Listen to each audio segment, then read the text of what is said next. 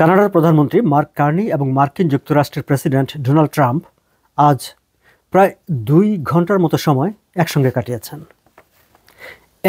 কাটিয়েছেন মানে এই পুরো সময়টা জুড়ে তাদের মধ্যে বৈঠক হয়েছে। তারা সাংবাদিকদের সঙ্গে কথা বলেছেন। নানা রকম তৎপরতার মধ্য দিয়ে তাদের কেটেছে 2 ঘন্টার সময়। এবং 2 ঘন্টা সময় ধরেই আলোচনার মধ্যে অবশ্যই কানাডা আমেরিকার সম্পর্ক, সব ভবিষ্যতে তাদের সম্পর্ক কোন দিকে যাবে, দুই দেশের বাণিজ্য নিয়ে যেই উত্তেজনা চলছে সেগুলোর কোনো ফয়সালা হবে কি না, না হলে কোন দিকে যাবে, পাশাপাশি আন্তর্জাতিক বিশ্বে কানাডা আমেরিকার অবস্থান কি হবে, নানা বিষয় আলোচনায় উঠে এসেছে। দর্শক, আমি মূল আলোচনা যাওয়ার আগে যদি আপনাদের কাছে একটু শুনতে চাই যে মার্ক কার্নি এবং ডোনাল্ড ট্রাম্পের যে বৈঠকটি হয়েছে তাদের ব্রিফিং আপনারা অনেকে হয়তো টেলিভিশনে দেখে থাকবেন। আপনাদের কি মনে হয়? How do you react? How do you assess Mark Carney's performance? Mark Carney Donald ট্রাম্পের সঙ্গে বৈঠকে তার পারফরমেন্সটা কেমন ছিল? আউট অফ 10 আপনি কত নম্বর দিবেন মার্ক কার্নিকে? আমি আমার মতামতটা শেষ দিকে বলবো। আমরা যদি আলোচনাটার দিকে তাকাই, দর্শক আপনারা খেয়াল করবেন যে মার্ক কার্নি এবং ডোনাল্ড ট্রাম্পের মধ্যকার আলোচনাটার আসলে 2টি ভাগ ছিল। এক অংশে প্রায় 75 মিনিট সময় ধরে 1-to-1 তারা দুজন রুদ্ধদ্বার বৈঠক করেছেন। আবার প্রায় আধা ঘন্টার মতো সময় তারা দুজন তাদের দুই পক্ষের প্রতিনিধি দলের যারা সদস্য ছিলেন তারা সাংবাদিকদের সামনে কথা বলেছেন, সাংবাদিকদের বিভিন্ন প্রশ্নের উত্তর দিয়েছেন। হোয়াইট হাউস থেকে বেরিয়ে এসে প্রধানমন্ত্রী মার্ক কার্নি তিনি নিজে আবার সাংবাদিকদের সঙ্গে কথা বলেছেন, প্রেস ব্রিফিং করেছেন। ফলে পুরো বিষয়গুলো আসলে আজ সারা দিন ধরেই গণমাধ্যম বলি, ব্যক্তিগত আলাপচারিতা বলি, সামাজিক আড্ডার আলাপচারিতা বলি, সব জায়গায় ছিল ডোনাল্ড ট্রাম্প এবং মার্ক কার্নির বৈঠকের বিষয়বস্তু নিয়ে। আমার মনে হয় যে মার্ক কার্নির অ্যাসেসমেন্ট করার আগে বা মার্ক কার্নিকে আউট অফ 10 কোনো নাম্বার দেওয়ার আগে যে এই যে বৈঠকের প্রেক্ষাপট এবং বৈঠকের ঠিক আগ মুহূর্তে যেসব ঘটনা প্রবাহ ঘটেছে সেগুলো একটু বিবেচনায় নেবার দরকার আছে। মার্ক কার্নি গতকালই চলে গিয়েছিলেন ওয়াশিংটনে, যেহেতু আজকেই বৈঠকটি নির্দিষ্ট ছিল। এবং আমি আমার গতকালকের ভিডিওতে আলোচনা করেছি যে গতকালকে ওভাল অফিসে সাংবাদিকদের সঙ্গে আলাপকালে প্রেসিডেন্ট ডোনাল্ড ট্রাম্প বলেছিলেন যে মার্ক কার্নি আসছে, কী জন্য আসছে আমি জানি না, সম্ভবত আমার সঙ্গে কোনো একটা ডিল করতে চায়। তিনি মার্ক কার্নিকে আমন্ত্রণ জানিয়েছেন। তার আমন্ত্রিত অতিথি যখন তার শহরে, তিনি ঠিক সেই সময় ঠিক এই ধরনের একটা, আমি কি আপত্তিকর শব্দটা ব্যবহার করব? আপত্তিকর তো বটে, একটি আপত্তিকর মন্তব্য করে বসলেন মিডিয়ার কাছে। আবার আজ সকালে যখন বৈঠকটি শুরু হবে তার মিনিট 5 কিংবা তারও কম সময় আগে তিনি তার সোশ্যাল মিডিয়া যে প্ল্যাটফর্ম আছে ট্রুথ সোশ্যাল, সেখানে তিনি একটি দীর্ঘ পোস্ট দিলেন এবং সেই পোস্টে তিনি স্পষ্ট করে বললেন যে কানাডার কাছে তার কোনো কিছু দরকার নেই, কানাডার তার কাছে দরকার আছে, পৃথিবীর সব দেশে কানাডা তার কাছে দরকার। কানাডাকে তিনি প্রায় কত বিলিয়ন ডলারের সাবসিডি দিচ্ছেন, নানা রকম কিছু। গতকালকের বক্তৃতা, আজকের এই পোস্ট, দুটি ছিল আসলে আমার বিবেচনায় আপত্তিকর। এটি ছিল মানে এক ধরনের একটা ফ্রাস্ট্রেশন ক্রিয়েট করা, মানে প্রতিপক্ষকে আলোচনার টেবিলে বসবার আগেই তাকে মেন্টালি সাইকোলজিক্যালি উইক করে দেওয়া।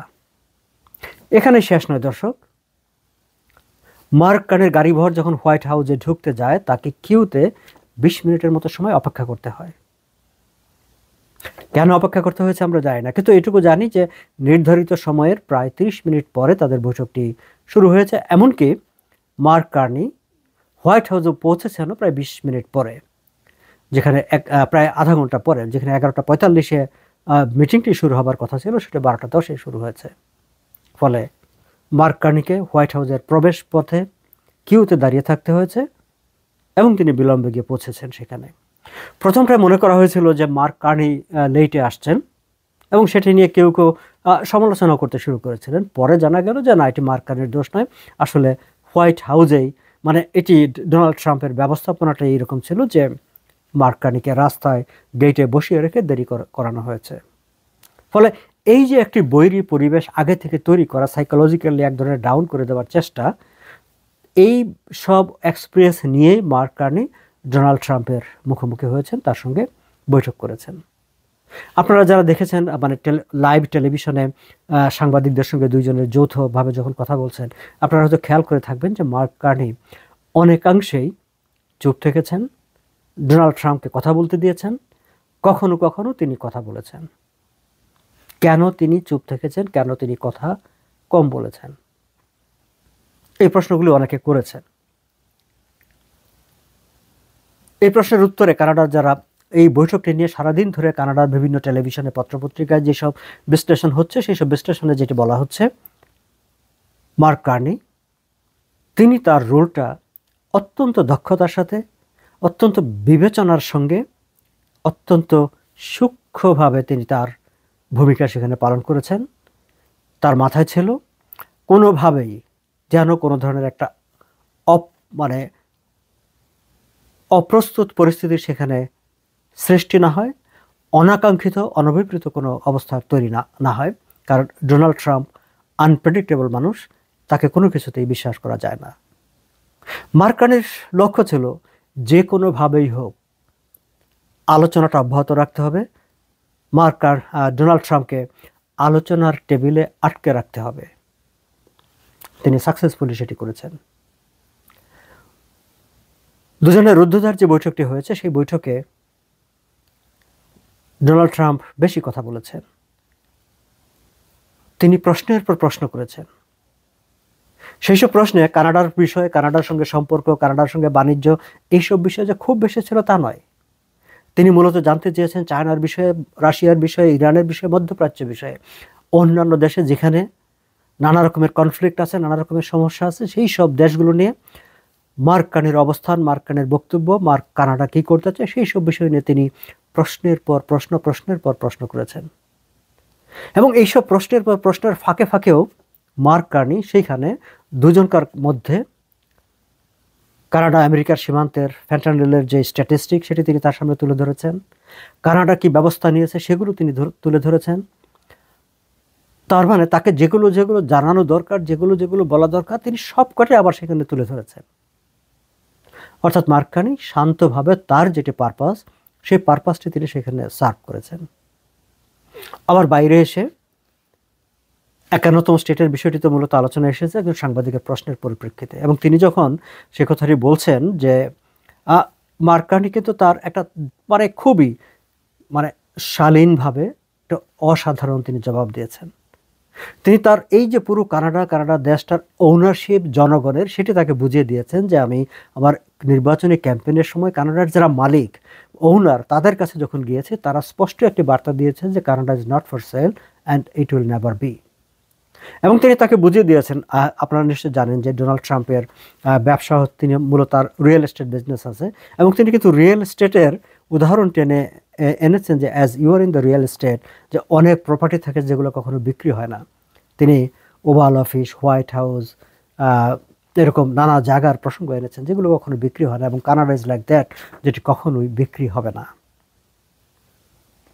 যদিও ডোনাল্ড ট্রাম্প বলেছেন যে নেভার সে নেভার, কারণ অনেক অসাধ্য জিনিসও শেষ পর্যন্ত, অসম্ভব জিনিসও শেষ পর্যন্ত হয়ে যেতে দেখেছি। তারও উত্তর মার্ক কার্নি সুন্দরভাবে দিয়ে দিয়েছেন যে কানাডার যারা মালিক, তাদের যারা ওনার, তিনি সারা কানাডায় ঘুরতে ঘুরতে ক্যাম্পেইনের সময় সে ওনাররা স্পষ্টভাবে জানিয়ে দিয়েছেন it is not for sale. So মালিকরা যেহেতু বলে দিয়েছে যেটি আর বিক্রি হবে না, সো এটি বিক্রি হবে না।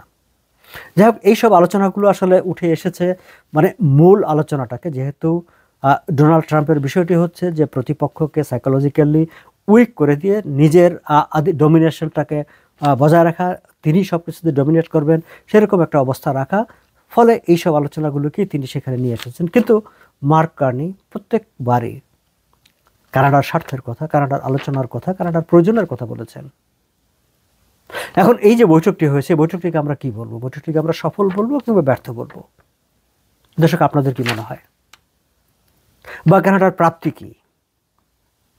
মার্ক কার্নি নিজেও বলেছেন যে আপনি যদি আমার কাছে জানতে চান যে ঠিক এই বৈঠকে আমি ঠিক পকেটে করে, ব্যাগে করে, হাতে করে কি নিয়ে যাচ্ছি, যদি সেরকম একেবারে দৃশ্যমান কোনো ফলাফল চান, তাহলে আমি বলবো যে একটি মাত্র বৈঠক দিয়ে বা কোনো সিঙ্গেল কোনো একটা মিটিংয়েই ঠিক এরকম ফলাফল হয় না, বা এরকম একটি ফলাফল পাওয়া যায় না।